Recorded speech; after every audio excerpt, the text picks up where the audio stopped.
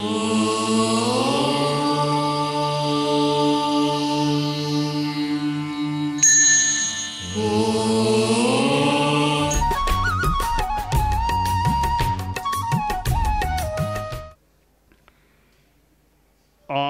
वाङ्मय में कहा गया है, च इत्ता भारहं वासम चक्रवट्टी महिद्धिओ संति संति करे लोए पत्तो गई मणुत्तरम। वर्तमान अवसर्पिणी के भरतक क्षेत्र के जम्बूद्वीप के इस भरतक क्षेत्र के 24 तीर्थंकरों में 16वें तीर्थंकर भगवान शांतिनाथ हुए हैं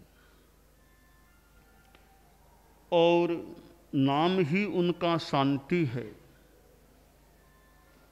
और शांति प्राप्ति के लिए उनके नाम का या शांति का, ओम शांति का या ओम शांति से जुड़े हुए किसी पाठ का जप भी किया जा सकता है। और यह श्लोक चैत्ता भारहं वासम चक्रवट्टी महिद्धिओ संति संति करे लोए पत्तो गई मणुत्तरम, ये श्लोक भी अपने आप में जपा जा सकता है, इसकी भी माला फेरी जा सकती है। और शांति के संदर्भ में इस श्लोक की भी जप साधना की जा सकती है। भगवान शांतिनाथ तीर्थंकर बने थे और तीर्थंकर तो बने ही बने, उससे पहले उसी जीवन में चक्रवर्ती भी बने थे। हमारी दुनिया में चक्रवर्ती भौतिक जगत का एक बड़ा आदमी होता है। मैं सोच रहा हूं, अगर मेरा सोचना युक्ति संगत है तो चक्रवर्ती से बड़ा भौतिक दुनिया में मनुष्यों में दूसरा कोई आदमी शायद ही होता होगा। भौतिक दृष्टि से चक्रवर्ती बहुत बड़ा आदमी होता है। चक्रवर्ती के सामने बड़े बड़े देशों के राष्ट्रपति भी छोटे पड़ जाते हैं, बोने पड़ जाते हैं। इतना संपदा संपन्न, शक्ति संपन्न चक्रवर्ती होता है। भगवान शांतिनाथ गृहस्थ जीवन में चक्रवर्ती भी बने थे, यानी भौतिक जगत का बहुत ऊंचा पद उन्होंने प्राप्त किया और उसी जीवन में चक्रवर्तीपन से मुक्त हुए और साधना में लगे तीर्थंकर बन गए। अध्यात्म के जगत में एक अध्यात्म प्रवक्ता की दृष्टि से, यानी अध्यात्म की साधना भी और अध्यात्म का प्रवचनकार भी, इन दृष्टियों से तीर्थंकर से बड़ा कोई आदमी मिलना मुश्किल लग रहा है। जैन शासन में तीर्थंकर अधिकृत प्रवचनकार होते हैं, शासन के नायक होते हैं। भगवान शांतिनाथ अरहत बने, तीर्थंकर बने थे। तो शांति पाने के लिए भगवान शांतिनाथ का या इस चैत्ता भारहं वासम श्लोक का या ओम शांति का भी जप किया जा सकता है। तीर्थंकर होते हैं वे तो संपूर्णतया शांति संपन्न होते हैं। कोई अशांति भावात्मक रूप में उनको हो नहीं सकती। जेय बुद्धा अयिकंता जेय बुद्धा अनागया संति तेसिंग पइट्ठाणम भूयाणम जग ई जहा। जितने भी बुद्ध तीर्थंकर अतीत में हुए हैं और जो भविष्य में होंगे, उनका प्रतिष्ठान, उनका आधार शांति होता है। जैसे प्राणियों का आधार पृथ्वी है, प्राणी पृथ्वी पर रह रहे हैं, मनुष्य क्या पशु क्या पृथ्वी पर रह रहे हैं, तो प्राणियों का आधार जैसे जगती ये पृथ्वी है, वैसे बुद्धों तीर्थंकरों का आधार शांति होती है। यानी उनका बुद्धत्व शांति पर टिका हुआ है। कैसे? मैं थोड़ा सा तात्विक विश्लेषण करना चाहूँगा। कोई भी तीर्थंकर बनता है तो तीर्थंकर बनने से पहले मोहनीय कर्म को क्षीण करना होता है। मोहनीय कर्म को क्षीण किए बिना कोई भी आदमी तीर्थंकर बन नहीं सकता। तीर्थंकर क्या, केवल ज्ञानी भी नहीं बन सकता। अशांति का सारा बीज कारण मोहनीय कर्म है। मोहनीय कर्म जिसके बिल्कुल नहीं रहा, उसको पूर्ण शांति प्राप्त हो जाती है भावात्मक दृष्टि से। तो तीर्थंकर बनने का मूल एक नियामक या कसौटी है कि मोहनीय कर्म पहले क्षीण करना ही पड़ेगा, उसको होना ही पड़ेगा क्षीण। बाद में कोई केवल ज्ञानी बन सकेगा और फिर कोई तीर्थंकर बन सकेगा। इसलिए इस संदर्भ में तीर्थंकरों के तीर्थंकरत्व का, बुद्धों के बुद्धत्व का आधार शांति बन जाता है। शांति प्राप्त किए बिना कोई तीर्थंकर बन नहीं सकता। वे तो संपूर्ण शांति में स्थित होते हैं। संपूर्ण शांति, विश्व शांति, एक शब्द विश्व शांति है कि विश्व में शांति रहे। हमारी तो मंगल कामना यह है कि सबके मन में अहिंसा की चेतना रहे, सबके मन में शांति रहे, कोई किसी को अशांत करने का प्रयास न करे। स्वयं आदमी शांति में रहे और दूसरों को शांति में रहने दे। स्वयं शांति में रहो और दूसरों को शांति में रहने दो। दूसरों की शांति में बाधा पैदा मत करो।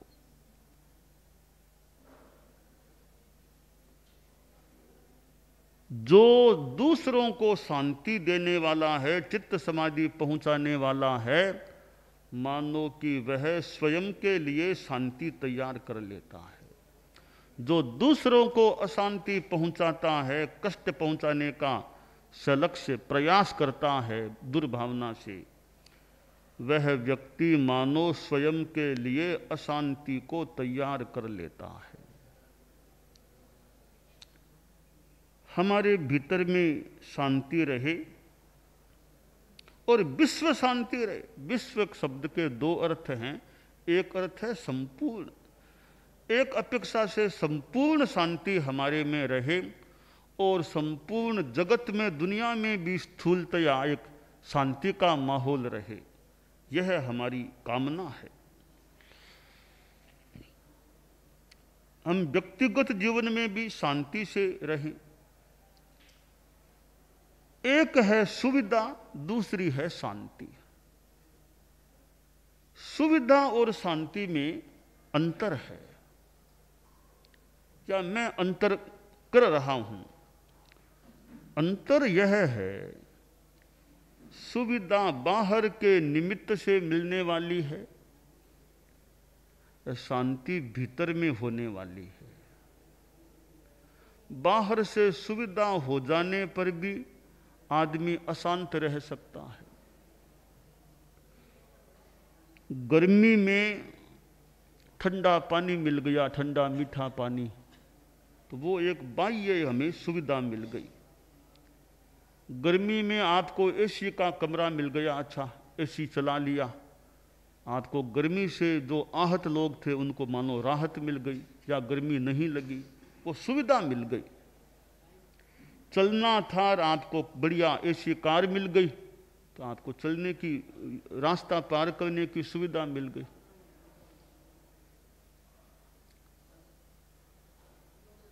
रहने के लिए बढ़िया मकान मिल गया।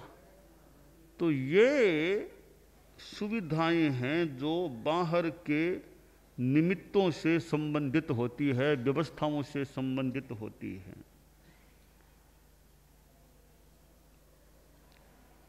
और शांति है वो एक भीतर का तत्व है। भगवान महावीर थे, उनको कभी एसी में रहने का मौका मिला था क्या? एसी के कमरे में भगवान महावीर को तो एसी का कमरा मिला हो, ऐसी आशा करना कठिन काम है। फिर भी वे कितने शांति में रहे होंगे। भगवान महावीर को तो ऐसी कार कोई यात्रा के लिए मिली या नहीं, कोई गृहस्थ जीवन में कोई तरह की शिविका भले मिली हो, तो यानी सुविधाएं नहीं होने पर भी आदमी शांति में रह सकता है। भगवान महावीर को तो वो ग्वाला मिला था जो मानो प्रहार करने के लिए आ गया था। भगवान महावीर को चंडकोशिक सांप भी मिला था। शूलपाणी यक्ष मंदिर में वो देवकृत उपसर्ग की स्थितियां भी मिली थी, और भी अनेक प्रतिकूलताएं आई थी। ऐसी स्थितियों में भी वे कितने शांति में रहे होंगे। तो बाहर से सुविधा न मिलने पर भी आदमी के मन में शांति रह सकती है। तो सुविधा और शांति में अंतर है। सुविधा भौतिक जगत से जुड़ी हुई है, शांति यानी बाह्य जगत से जुड़ी हुई सुविधा है, आंतरिक जगत से जुड़ी हुई शांति है। इसी प्रकार दुविधा और अशांति, इसमें भी अंतर करता हूं। दुविधा बाह्य जगत से जुड़ी हुई है और अशांति भीतर के जगत से जुड़ी हुई है। गर्मी है और हवा विशेष नहीं चल रही है, कमरा भी एसी का नहीं है,